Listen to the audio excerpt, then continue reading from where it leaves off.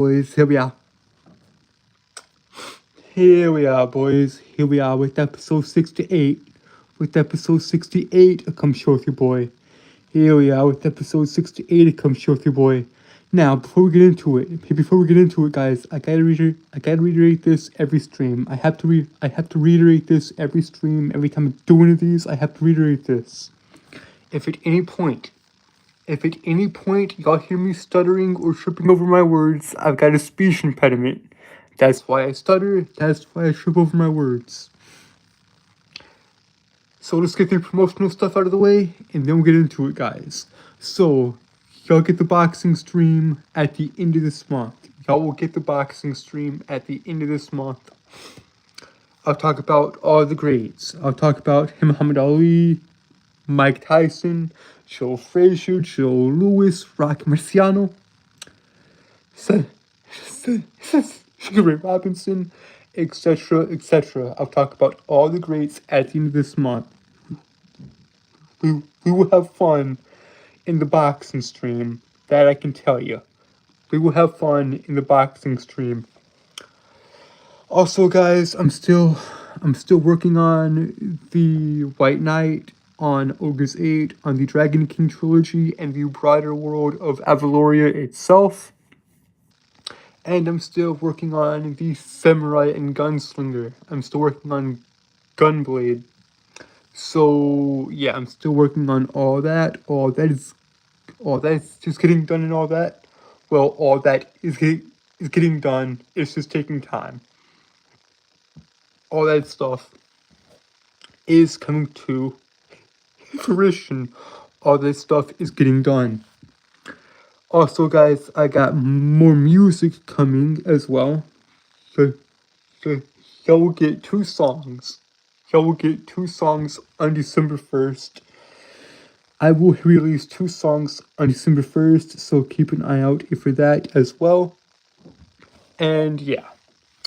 So just keep an eye out for that. And everything. Yeah, I've just been busy, you know. Sorry about my nose. Like, this happens every time. I don't like it. Allergies suck. But that's okay. That's okay. Allergies. I hate them. But yeah, guys, I'm still working on everything and all that. So yeah, just stay tuned, guys. Just stay tuned, and I'll get everything out. I'll get everything out to you guys in due time. In due time, I will give y'all everything I've promised.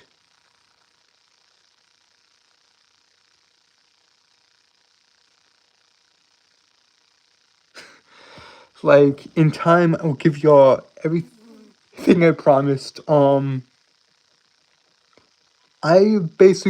went over everything in the intro, so if you're watching this in post, or if you want to watch this in post, then go ahead. But yeah, guys, I'm still working on everything. I'm a reader and writer. Like, I genuinely love learning and all that.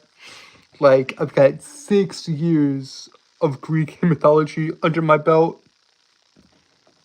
Like, I've got 6 years. I've studied Greek mythology for 6 years. I've studied Norse for 2. I've read a lot of good books, guys. I've read a lot of good books.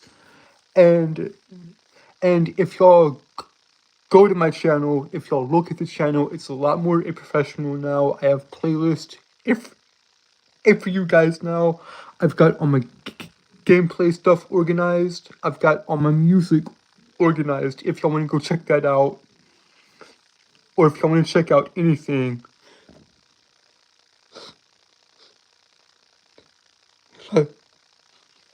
like that. Am I about to cry? No. I just got a speech impediment. That's why I'm like this, bro. That's why I'm like this. But that's okay. That's alright. Yeah, I'm fine, bro. I'm fine. But yeah, guys. Y'all know the drill. Y'all know the drill by now. I've done 67 7 of these. This is episode 68. If y'all want to go watch any of the other streams, y'all can go ahead. Like, yeah, bro, I'm good. I'm good. I talk about anime, manga, comic books, history, and mythology, and philosophy, and, and psychology, and all that stuff. So yeah, I mean, I've got a broad. I'm interested in a whole lot of stuff, guys. I'm interested in a lot of stuff, you know. Like last night, I did not intend on talking about Alan Moore and his comic books for 30 to 40 plus minutes, but I did. I talked about Watchmen, FIFA Vendetta, and The Killing Joke. Now, all of those are great graphic novels and great comic books. So, if you haven't read them, do yourself a favor and go read them, or go watch the adaptations or just go watch the films if you don't want to actually read them. Although I would highly recommend actually reading them, because they are genuinely interesting. But yeah, guys. Like also, I haven't published anything I've written yet. I haven't published anything yet, guys. I will next year though. Hey, The White Knight is coming in May of next year, and Ogre's 8 is coming in October of next year. Now, both of those stories, guys, both of those stories are one chapter, 20 pages, 4 to 6 panels per page. They are one shots, guys. They are one shots. They're single books. No. But yeah, guys, my gaming days are done. My gaming days are behind me. I am a retired gamer. I am a storyteller, though. I'm a reader and writer. That's what I love, guys. I love learning. I love reading and writing. I love books. I love storytelling. Like, one of my favorite stories of all time is The Hobbit by J.R.R. Tolkien, and The Lord of the Rings by J.R.R. Tolkien. Do I like drawing? No, I cannot draw, but I can write. Therefore, guys, I'm gonna have to. I'm gonna have to find an artist to work with, and actually pay them to draw the stories for me. Because these are basically mangas, guys. These are comic books, essentially. So I'm gonna have to find a artist and an editor eventually. But that's okay. That's okay. He will get all that squared away. I'll get all that done. And yeah. So that's interesting.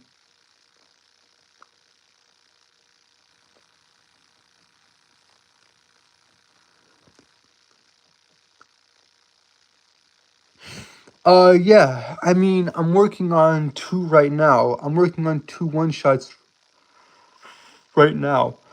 I'm working on The White Knight and Ogre's 8. Both of those are one chapter, 20 pages, 4 to 6 panels per page.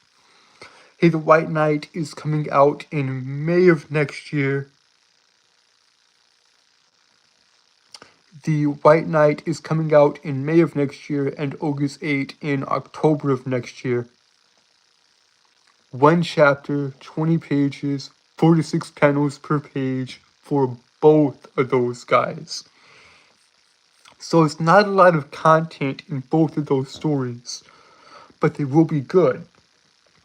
But yeah, guys, I just oh okay, guys, I've got no planning for these. There's no script. There, like, like, there's no plan here, guys. Y'all should know how this works by now. It's just to me talking in front of a camera for an hour straight about anything I want, like the deep meanings of life and all that. Of course, we get into some some philosophical and psychological questions. I mean, I can talk about all the deeper stuff, but the question is, did y'all really want me to? I don't know. I don't know. I mean, I've read a lot of good, good books, though. I've read a lot of good books. I've read The Hunger Games. I've read The Hunger Games. I've read 1984, hit The Hobbit, hit Lord of the Rings, Narnia, Paradise Lost, Dracula, Frankenstein. Pretty much, I've read a lot of good Edgar Allan Poe books, a good portion of H.P. Lovecraft and his works, and I've read Dracula and all that. I've read a lot of good books, what I'm trying to say, guys. Also, John Milton's Paradise Lost, a phenomenal book, Paradise Lost.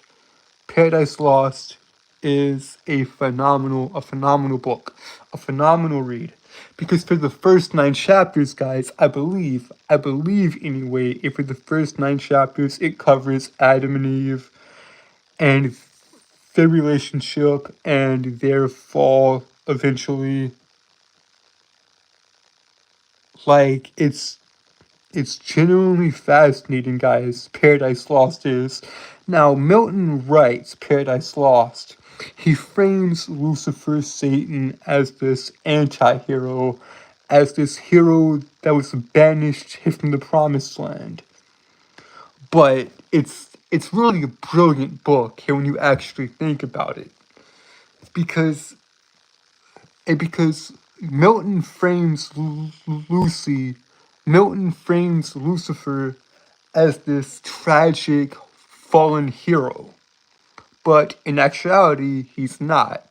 It's kind of, although I'm not sure, I would have to go back and reread it. I would have to go back and reread it, but from what I remember, Milton was intending on Lucifer being this tragic fallen hero, but it's kind of ironic and pathetic and funny. It's not satire. I'm not saying that. But Paradise Lost is a very, very interesting read. I mean, if you haven't, go read it. Go read Paradise Lost. Because it is a fascinating read.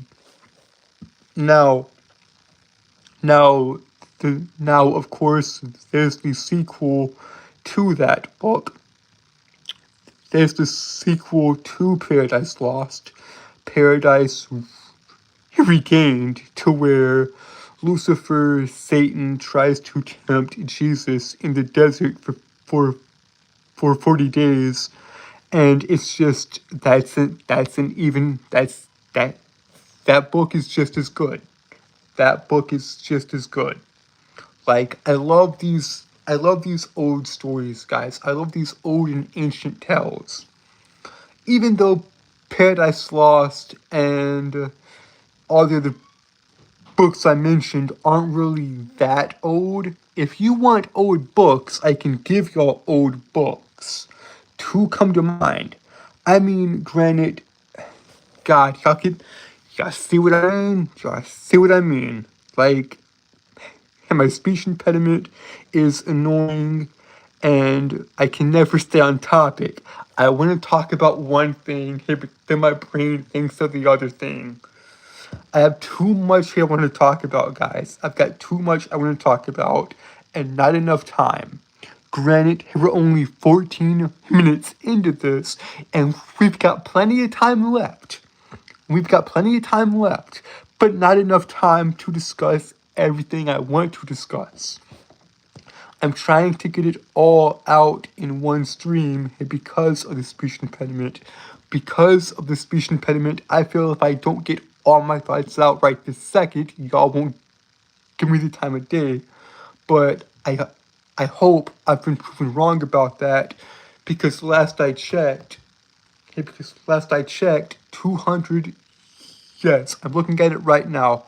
271 of y'all are subscribed to me, and I thank y'all for that. I thank y'all for giving me the time of day to actually talk to y'all and to actually just talk about the stuff I'm interested in and try to get some promotion going, because there are three reasons I do these, guys. There, I hate my speech impediment. There are three reasons. There are three reasons as to why I do the stream, guys. One, to see if there's anyone else interested in what I'm interested in, i.e., anime, manga, comic books, history, mythology, philosophy, etc., etc. The second reason I do these is to promote my stories and try to get some like build up for those. And number three is to basically just get better at talking, just to get better at speaking and articulate my thoughts better. Anyways, back to it. Back to Paradise Lost. Back to Paradise Regained. Or back to these ancient and old stories. Because, guys, I can give y'all old and ancient stories if that's what you want. I mean, the Bible is over 2,000 years old. And the Bible itself is a very, very old and ancient book. And the Bible is just not one book. It is 66 books in one. It is a handheld library, which I think is cool. But let's get back to more ancient and old stories. Like, Shakespeare's pretty old. Well, his plays are anyway. Like, William Shakespeare, with Romeo and Juliet, Hamlet, Othello, The Tempest, Midsummer Night's Dream, all the classics, guys. I'm a huge, huge William Shakespeare fan. Also, like I said, or like I mentioned earlier, with Dante and the Divine Comedy, and now the Divine Comedy is very, very interesting because it is Dante's journey, right? It is Dante's journey through hell, purgatory, heaven. It's very, very interesting, guys. It's a very, very interesting book because it is Dante journeying through hell, all 9 circles. There's 9 circles of hell. All the way from limbo to betrayal. Of which, and then you got I believe, the 7 stages of purgatory. I could be wrong about that. And then we have paradise, aka heaven. Of which, like, you could actually, like, think about it in this context. This is Dante's journey. This is Dante's spiritual journey and actual journey to redeem himself. Like, it's very, very interesting, guys. And I hold my hands up. I'm not the best at this, guys. I'm not the best at breaking this stuff down, even though yes, I do know a lot about this stuff, guys. I do know a lot about these stories, guys. I am not the best at this. I'm not the best at breaking these stories down. Hell, if y'all want a better breakdown, if y'all want a better breakdown of the Commedia of Dante Alighieri's Divine Comedy, if y'all want a better breakdown of Inferno, Purgatorio, and Paradiso, then just go look up OSP. go look up Overly Sarcastic Productions. Hey, because guys, I'm doing it all the time. Even though, yes, I do know a lot about this stuff and I would love to talk to y'all more about it, I simply can't, hey, because I feel I don't have the knowledge. I feel I'm ignorant. I feel I'm stupid. I feel I'm oblivious to a lot of this stuff, even though I'm not. Like I I hold myself to such a high standard to where I can never reach it. So I ultimately end up so I ultimately end up recommending y'all better channels and better sources to look hey to research this stuff, hey than just listening to a stupid stu- hidden hidden listening to a stupid stuttering. You see, stop listening to me, leave the stream, and just to go watch someone competent, please just leave the stream and go watch somebody competent that actually can talk to y'all about this without tripping over his words. Because I don't know why. I do not know why I do this, guys. I do not know why I hold myself to such a high standard. But yeah, the Inferno is great. Purgatorio is great. Paradiso is great.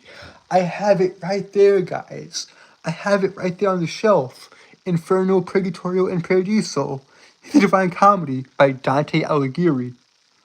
It is a truly, truly good book, man. It's a great trilogy, and I believe Dante wrote it in the 1300s, if I'm not mistaken. If I'm not mistaken, I believe Dante wrote the Divine Comedy in 13.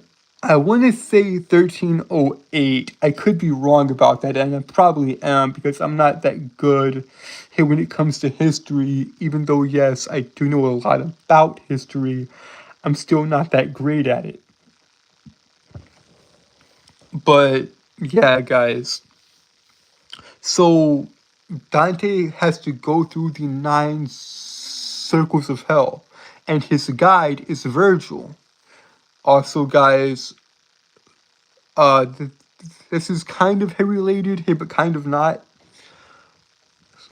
Like I said, I'm a huge gamer, or, or, or I was. I'm a retired gamer, dude. I'm, I'm a retired gamer. I loved playing video games back in the day, and I loved Dante's Devil May Cry series. I loved Capcom's Devil May Cry. Now, in this game series, there are two brothers. In this game series, there are two brothers, Dante and Virgil. They are the sons of Sparta. Now, Now, for those of you that were listening, Dante and Virgil, well, Dante is the main character of the Devil May Cry franchise, but his brother Virgil is also a key component in the franchise as well. Now, Devil May Cry, Dante and Virgil are a reference to the Divine Comedy. In fact, Devil May Cry is littered, hey, with Easter eggs, and it's just littered with Easter eggs and little things here and there about about the Divine Comedy, and because Dante goes through hell, goes through purgatory, and finally reaches paradise, and his guide is Virgil, who wrote the Aeneid, of which I have not read the Aeneid yet. I'm going to though. The Aeneid is another great book I have yet to read. I've read a lot of good books, guys. Hey, but there are some I haven't read as well.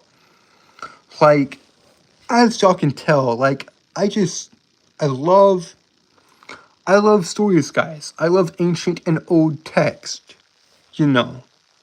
And Dante's Hey Divine Comedy is one of the best trilogies I've ever read. And really, it's sad to me that a lot of people who know about the. It's sad to me that a lot of people that know about the divine. I hate my speech. God. Oh, I gotta get my thoughts. I gotta get my words together because my speech impediment is stupid. But yeah, it's sad to me that a lot of people that know about the the divine comedy only care about hey the first third of it, that being Inferno, that being hell. And because to be honest, guys,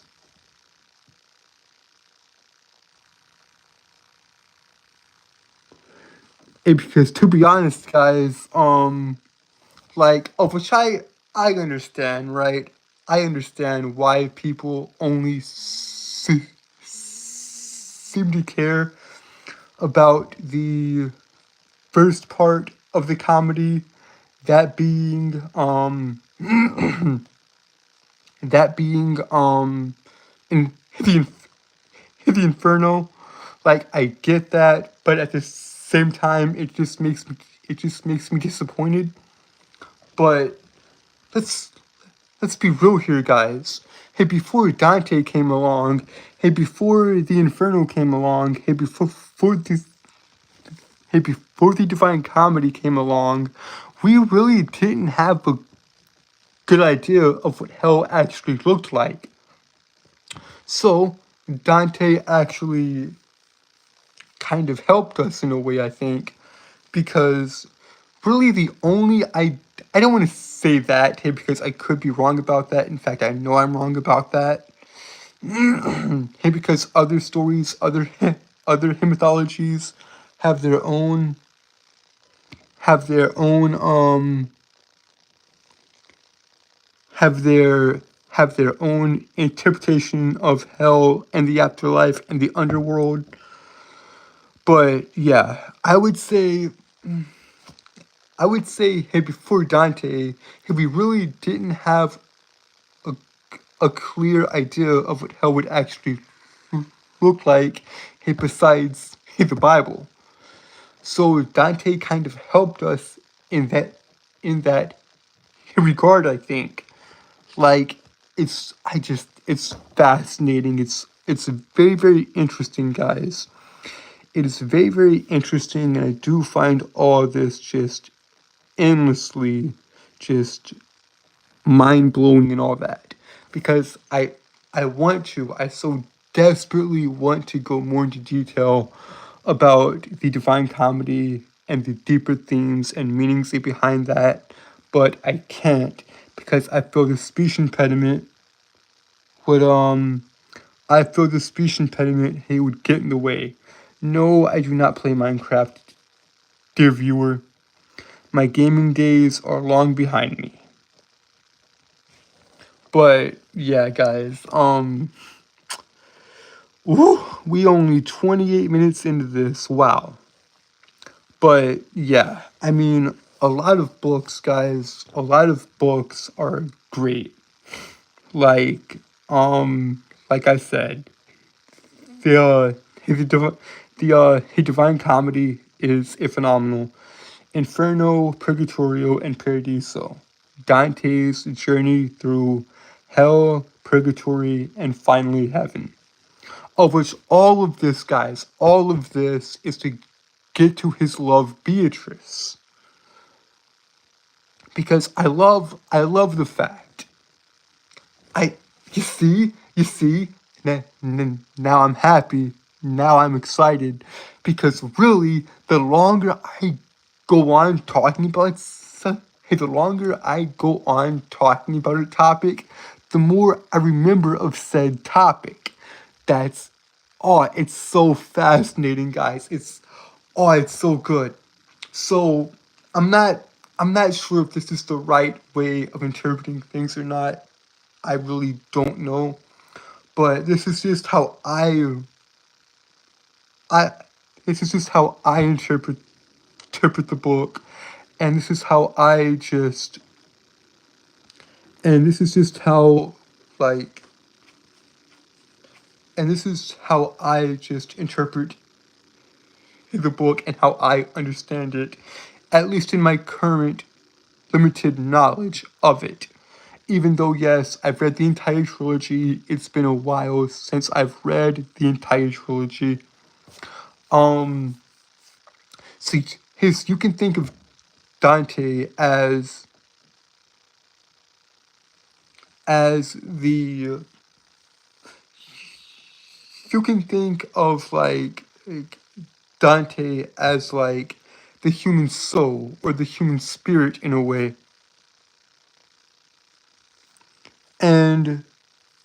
And you can think of Virgil as the voice of reason or the guiding him through hell, but he cannot leave hell. Virgil cannot leave hell, of which I find fascinating and interesting. And then you can think of Beatrice as the light, as his as him seeking redemption. Although yes. So in the beginning, I believe Dante finds himself in a dark wood. In a dark woods. In a dark yes. I believe in the beginning of the book, Dante finds himself in the beginning. Oh god, I hate my mind right now and my stuttering is just annoying. It's getting in the way of my thoughts. It's okay. That's okay though. It's okay. But yeah. So you can think, okay, so in the beginning of the book, Dante is in a dark wood, right? And these three ginormous animals come up to him and try to stop him. But he gets past them and and uh and Virgil offers him or he guides him. So Virgil offers him or guides him through hell. And guys, here's what and guys, hit the first sorry about that guys. Hit the first hit the first circle of hell, limbo.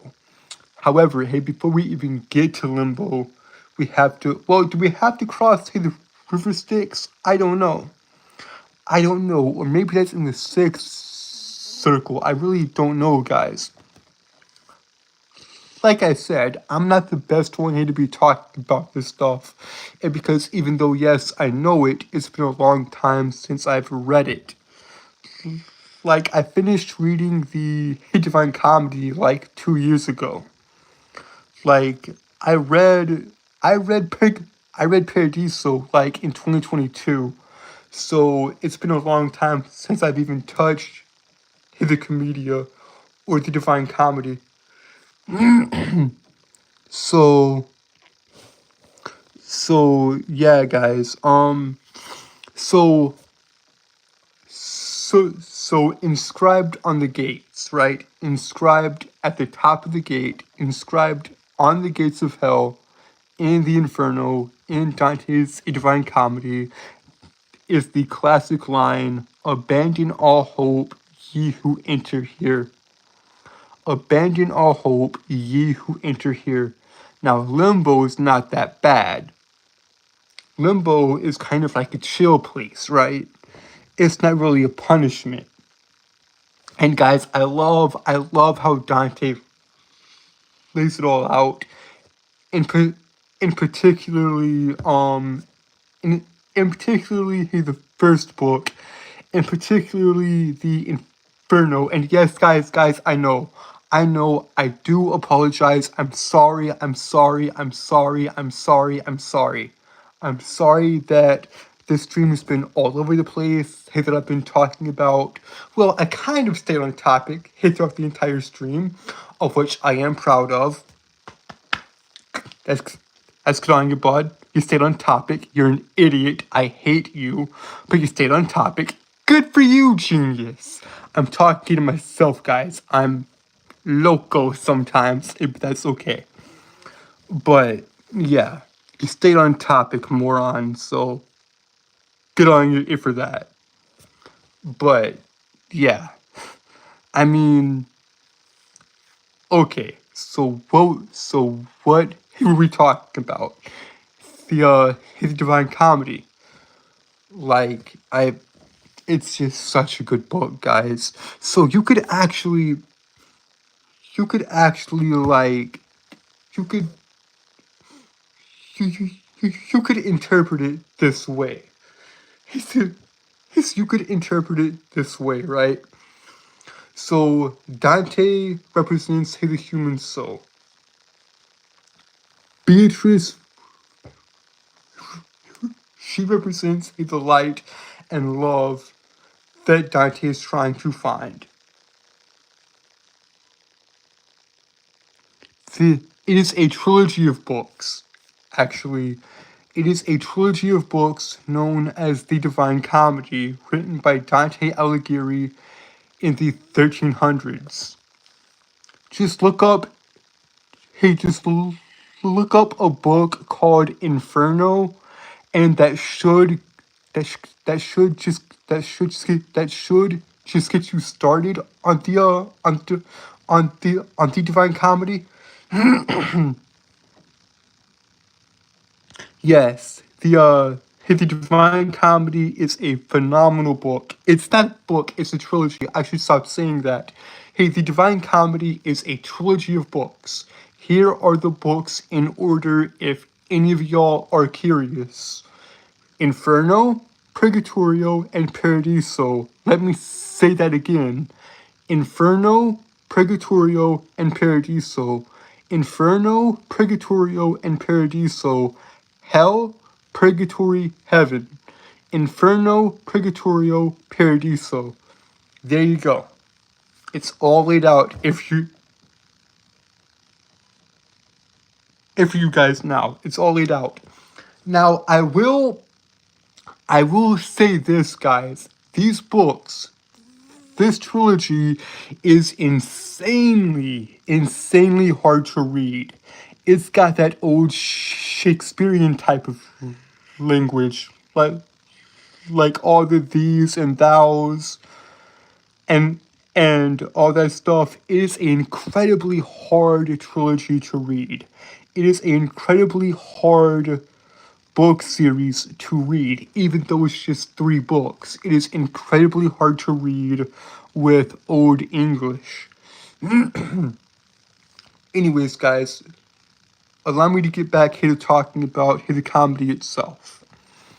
So you can interpret it this way, right? You could interpret it this way.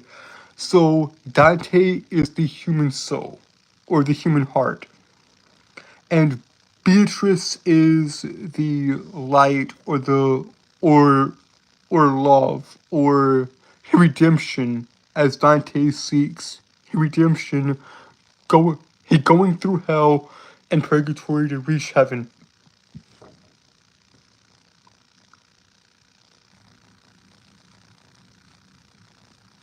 Good, that's good, you read Julius, man. Ah, speaking of Julius Caesar, speaking of Julius Caesar, I've got, well, I'm not gonna, I'm not gonna spoil that for you, my dear viewer. I'm not gonna spoil that for you, but just know that Julius Caesar has something to do with the Divine Comedy, particularly the first book. A particularly Inferno. Go read it, guys. Go read the Divine Comedy, please. It is a phenomenal book. It is a phenomenal trilogy. Inferno is a phenomenal book. Like this trilogy of books is phenomenal. I mean, truly great. But yeah, like okay, okay, I'm getting way off topic, guys. I'm getting way off topic, and I'm not explaining myself very well to you guys, and for that I do apologize. I am sorry. That, I'm sorry. Hey that this stream has been rambly, stupid, and overall obnoxious. I'm sorry. But yeah, guys. So we can you can think of the Divine Comedy and the characters in this way. Hey, so you can think of it like this. Okay, Dante represents hey the human soul, or the human soul or the human heart.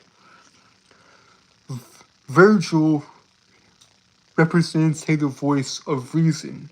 He is Dante's guide through hell.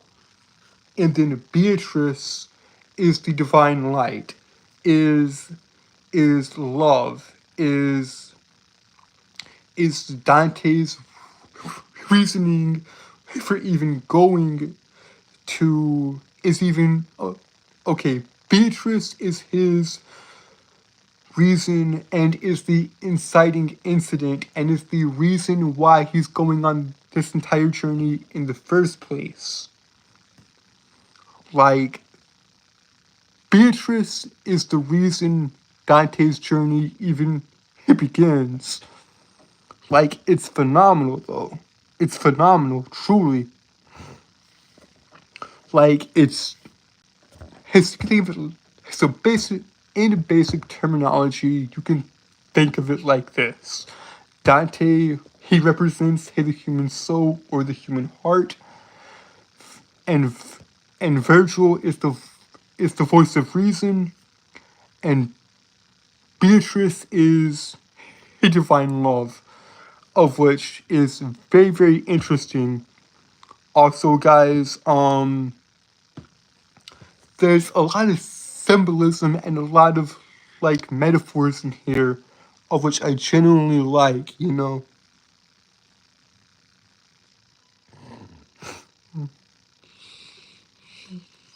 Like, I genuinely love this comedy.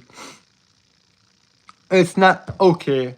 Why is it called the Divine Comedy in the first place? What's funny?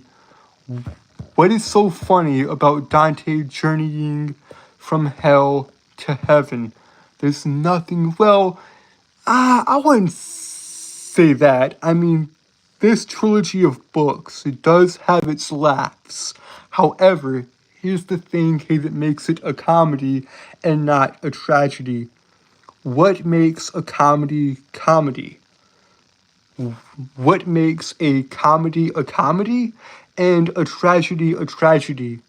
Is it the fact that a comedy is funny? Is that what makes it a comedy? In some sense, yes, but in actuality, no. What makes a comedy and a tragedy a tragedy? I'll tell you. Hey, the fact that it has a happy ending. Hey, the fact that tragedies do not have a happy ending. Like, I'll give you a perfect example, right? Let's take the Bible for example. Let's take the Bible for example. Hey, the Bible is a comedy, hey, because it supposedly has a happy ending, even though the end of the Bible isn't written yet.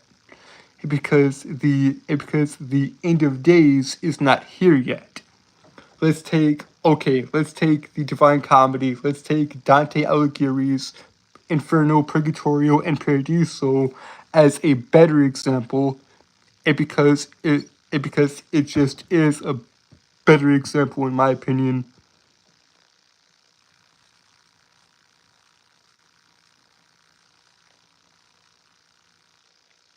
Yep. Mm-hmm. Yep, he does. He does. Julius Caesar is murdered by Brutus and Cassius, I think. Correct me if I'm wrong on that. My dear viewer, correct me if I'm wrong on that. I know he was murdered by Brutus, Hey, but I'm not sure about the other one. Okay, okay, good. I am right about that. Good, good. I am right about that. Okay, so what makes a comedy and a tragedy a tragedy? Hey, the fact that a comedy ends with a happy ending and ends with everything being okay. A tragedy ends in sadness and heartbreak. For for example,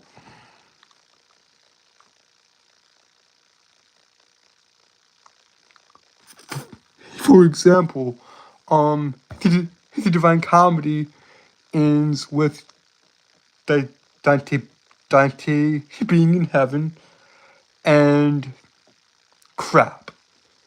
The, basically, what I'm trying to say here is that Dante ends up okay.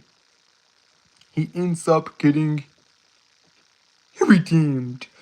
Everything ends happily ever after in the Divine Comedy.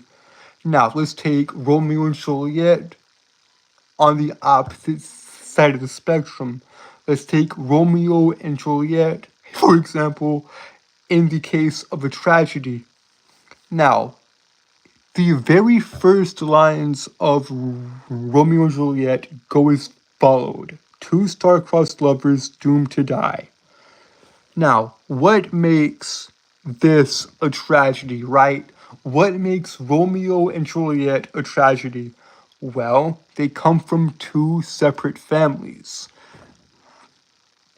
Romeo comes from one family and Juliet comes from the other.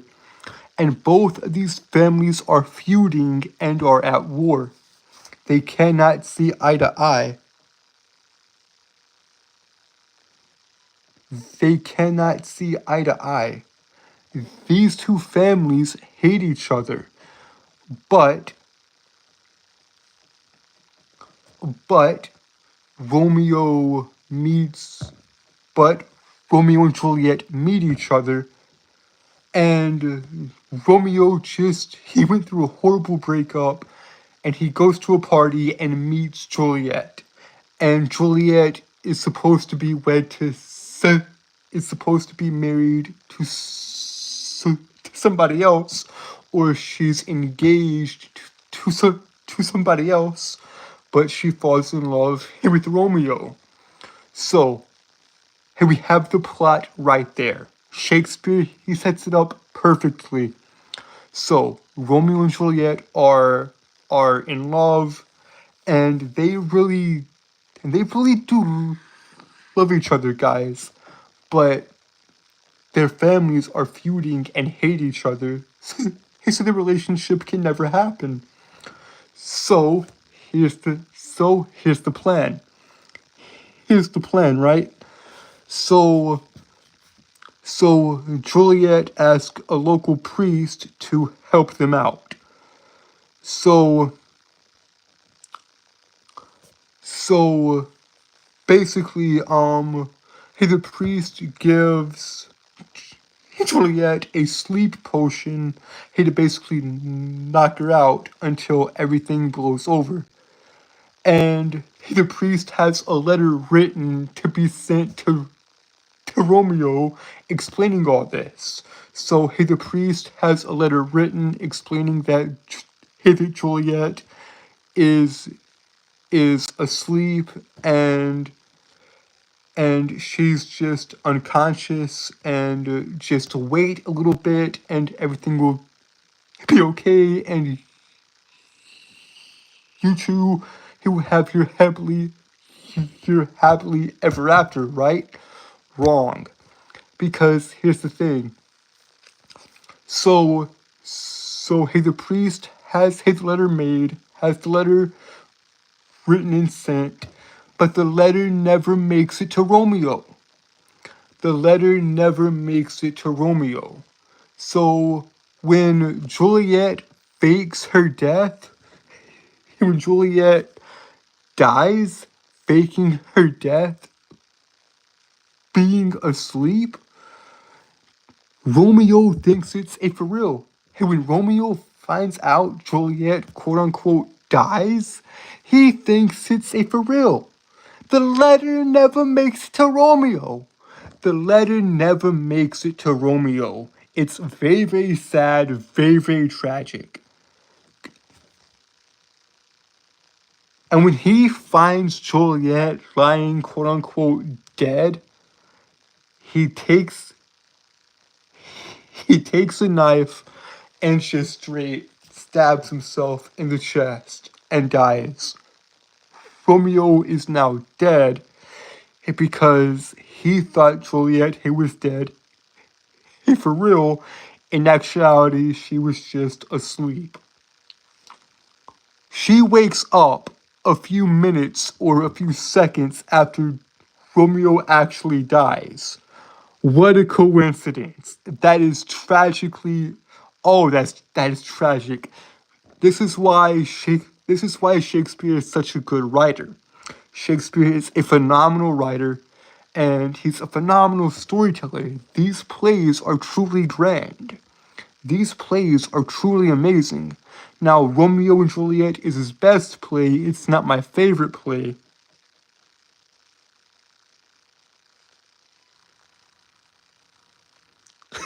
No, my brother, he never got the letter. The letter never made it to Romeo. Go, go listen or go watch those plays. Go read those books if you haven't. Go read Shakespeare's plays if you haven't. They're very good.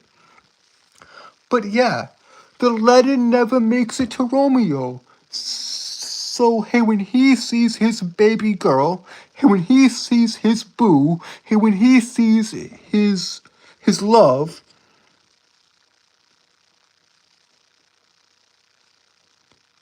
hey, when he sees Juliet laying quote unquote dead, he can't take it and takes his knife, stabbing himself through the heart and collapses and dies next to her. Although minutes after Romeo dies, Juliet wakes up. When she sees him laying there dead, if for real, she can't take it and she just takes the knife and stabs herself and she just takes the knife and she stabs herself straight through the heart and collapses on top of Romeo dead. And now they lie dead together. Two star-crossed lovers doomed to die. Like, this is tragic. This is sad. And the family and both of the families mourn and both of the families cry and weep over this. And because of both of their children are dead. Like, two children from different families are dead because the families couldn't stop feuding. Man, that is tragic, dude. That is heartbreaking. I love Romeo and Juliet, but I really do. Now, Romeo and Juliet is a phenomenal story, guys. If you haven't, go check it out, please. I implore you. But it's not my favorite. It is not my favorite Shakespeare play. Othello takes the place as my favorite Shakespeare play. Now, I will do it now. I will do an entire stream on Othello eventually. So stay tuned for that if y'all want it. If y'all want it, let me know. I'll talk about Othello for an hour straight if y'all want that. But yeah, guys, I've talked about ancient and old stories. I've talked about the Divine Comedy and Shakespeare's biggest play and biggest story, his most well-known story anyway, that being Romeo and Juliet. So, although I know more stories, guys, I know more stories than just that. But yeah, guys, So stuff to look out for, guys, is the boxing stream at the end of the month. I'll talk about all the greats, Muhammad Ali, Mike Tyson, etc., etc. I got 2 new songs coming on December 1st. And yeah, that's pretty much it. That's pretty much all I gotta say. But I'm gonna hit the hour mark. And per usual, we will hit the hour mark. I just gotta figure out what I'm gonna talk about it for the rest of the time. But yeah, guys, if you also like here, I'll just talk about more ancient and old stories if y'all want. Like the oldest tale I can currently think of is the Epic of Gilgamesh. Now I haven't. Now I've read snippets. I've read bits and pieces of that story, although I haven't read the full tale. But either way, it's a very interesting story.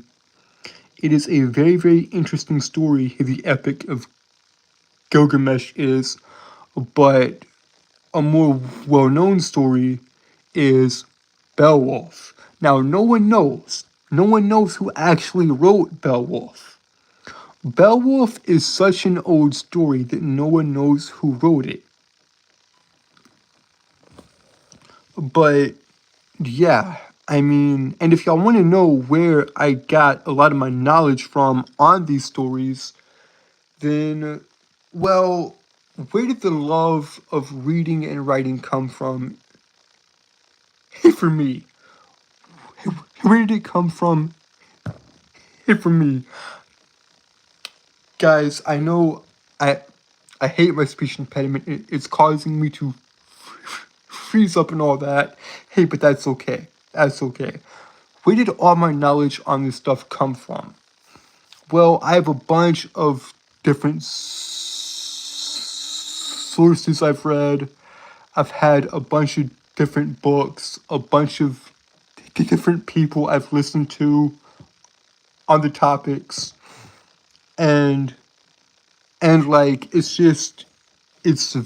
it's just very, very interesting that I've got all this knowledge, guys. I've got everything in here, and I just want to spread the love, you know. Guys, if y'all want to know where the love came from, though, if y'all want to know where my love of reading came from, I got 10 of y'all, I got 7, wow, I had 10 of y'all in here, and now I've got 7 of y'all in here. Hopefully y'all 7 stick around here because I'm about to tell y'all where the love of reading came from. Where did my love of reading come from? I'll tell you. Just look up Thug Notes. Look up Thug Notes. Look up Thug Notes. That's THUG space NOTES. Look up Thug Notes on YouTube and have a field day with that, because that's where the love of reading and writing, or that's where the love of reading came from. My love of writing, I'll get into at a later date. But yeah, just go look up Thug Notes and have a ball with that. He basically breaks down, okay, Thug Notes, my boy, my man's Sparky Sweech PhD. My boy Sparky, he breaks down all sorts of literature. The Hunger Games, The Hobbit, his Lord of the Rings, 1984, etc., etc. He breaks down all sorts of good books and all sorts of good stuff. But yeah, guys, I mean, I've talked a lot, and I want to keep going. And I want to keep going. I want to talk about comic books, anime, manga, philosophy, theology, and all this crap. And honestly, I could. I mean, I've tried talking about the deeper themes of TV shows and movies. Like, I've tried talking about Wall-E before. I've tried talking about Inside Out before. And I'm still wanting to see Inside Out 2, of which I haven't yet. I haven't seen the sequel to that film yet. I want to though, I really do. But yeah, I mean, just thinking about it on a deeper level, just th- just th- just thinking about all this on a deeper level, and in a deeper context. Wally is a profound film. There are three main themes in Wally, right? There are three main themes in Wally.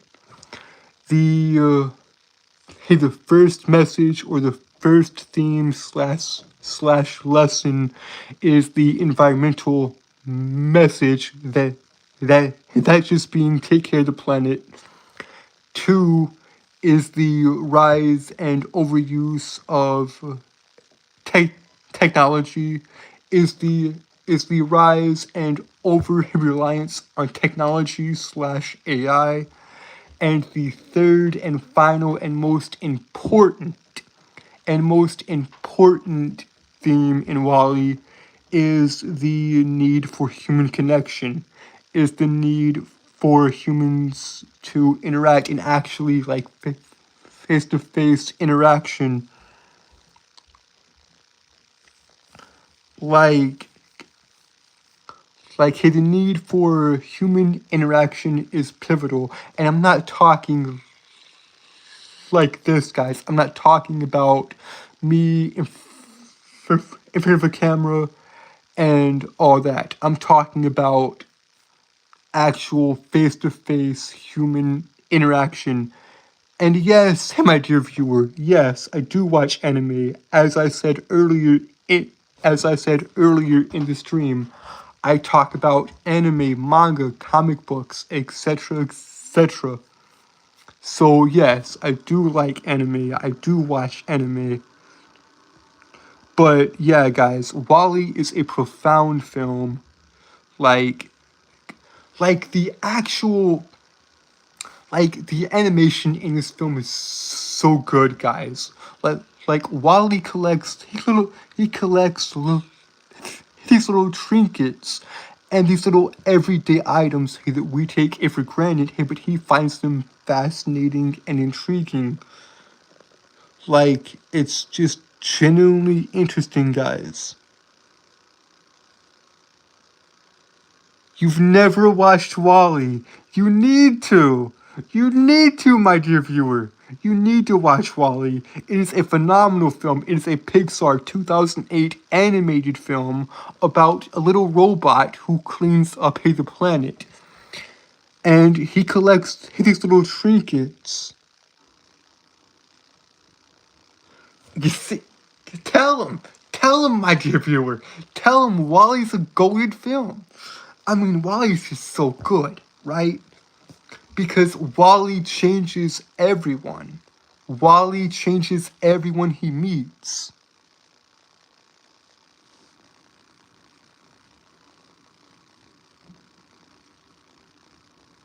Like, what? Like, Wall-E cleans up the earth, and he does his job. He has a responsibility of cleaning up the planet, and he lives in a bigger Wall-E.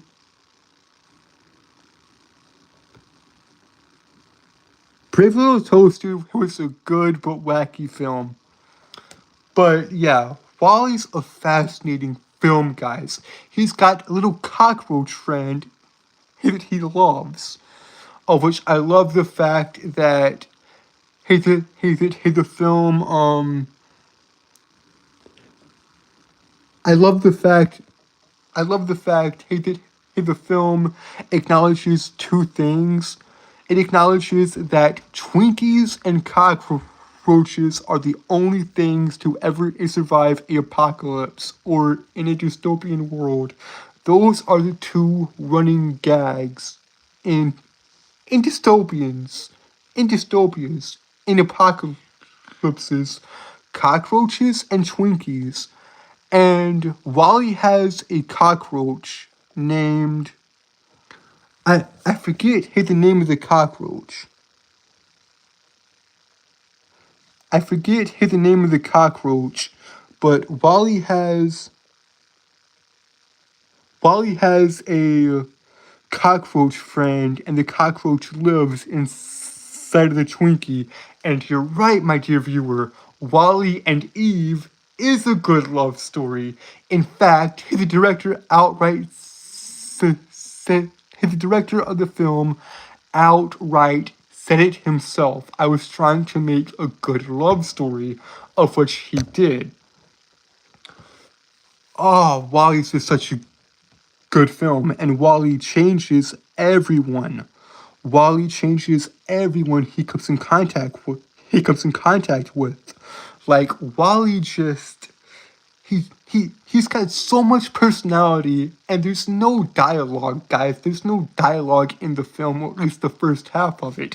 I would say for the first 30 minutes, there's no dialogue. It's just Wally, his little cockroach friend, and eventually Eve. But this don't need dialogue, though, in my opinion. Wally don't need it. Yes, I have watched. Yes, I have watched it, and it's a phenomenal film. Coco is a phenomenal film as well. But Wally really doesn't need dialogue. I mean, yes, we have it here because of the humans, but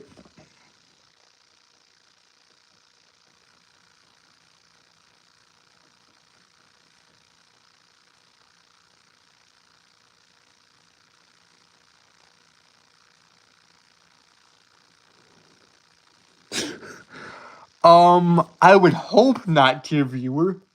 I would hope not, because because if y'all actually because in the end credits we see Earth we see the Earth just getting back to normal in the end credits of the film. In the end credits of Wall-E, we see Earth just getting back to normal. So I'm not sure how true that is, my dear viewer. You could be right.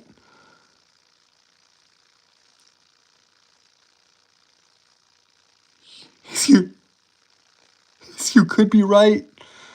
But I'm not sure about that because I'm pretty sure in the end credits of said film, in the end credits of Wall-E, we see the Earth just getting back to normal.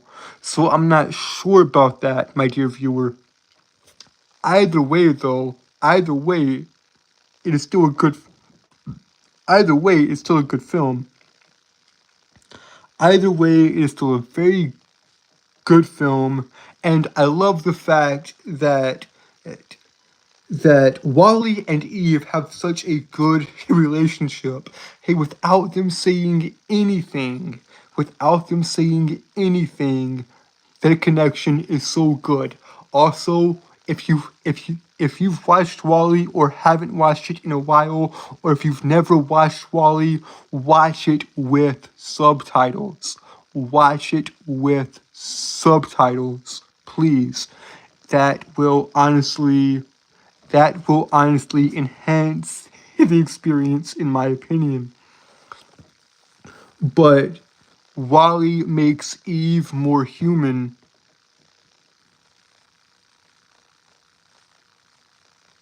Good. Please do. Please do. It's on Disney Plus if you've got it. But yeah, like, okay. So Wally is cleaning up the planet, and he's just taking care of the planet. He's just doing his thing. Hey, when the spaceship lands on Earth, and is dropping off Eve to basically retrieve a life form, retrieve any signs of life on the planet, and she does. And she takes it back to the Axiom, to the spaceship, here to where all the humans are, and it came back positive. So this means they can go back to Earth, they can go back to Earth potentially, but the main the main villain, or the main one controlling the Axiom, Otto, of which I love Otto, because he's not really a villain, guys. He's just a artificial intelligence programmed to do what he's doing, and he does follow through. And he's just an artificial intelligence. He's just following his programming. He's not doing anything wrong. But Wally over time makes Eve more human. And then at the end, and then I can't spoil it here because this dear viewer hasn't watched it yet, so I'm not gonna spoil it. So yeah, everything's just, it's so good, man. Wally's a very, very good film. Holy crap, we're 70 minutes into the stream. We've passed the hour mark. I can end this at any time. Okay, guys, and with that, I'm gonna just end it. I'm gonna just stop right here. Hey, before I keep going on and on and on. Hey, forever. Hey, forever and ever and ever. But yeah, guys, thank you so much for watching. Alright, guys. We've hit the hour mark. Alright, guys, so we've hit the hour mark. Yeah. I can't do the outro properly, darn it. Alright, guys, hey, with that, we have hit the hour mark. And I'm outie. So, y'all know what to do.